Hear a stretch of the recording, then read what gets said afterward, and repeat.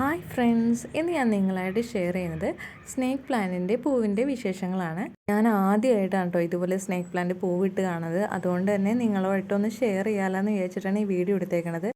ഈ പ്ലാന്റ് ഈ ഗാർഡനിൽ ഇത്രയും നാളിവിടെ ഉണ്ടായിരുന്നിട്ടും ഞാനിങ്ങനെ പൂവിട്ട് കണ്ടിട്ടില്ല. അപ്പോൾ ആദ്യമായിട്ടാണ് ഇങ്ങനെ കണ്ടേക്കണത്. അതുകൊണ്ട് തന്നെ ഒരു എക്സൈറ്റ്മെൻറ്റ് ഉണ്ടായി. നല്ല ഭംഗിയുണ്ട്. ഞാൻ വിചാരിച്ചില്ല ഈ പ്ലാന്റിന് ഇത്ര ഭംഗിയുള്ളൊരു പൂവിനെ ഇങ്ങനെ കിട്ടുമെന്ന്. നല്ല വൈറ്റ് കളേഴ്സിൽ എന്താ വിരിഞ്ഞ് വരുന്നതേ ഉള്ളൂ. ഒത്തിരി മുട്ടുകളുണ്ട് കേട്ടോ.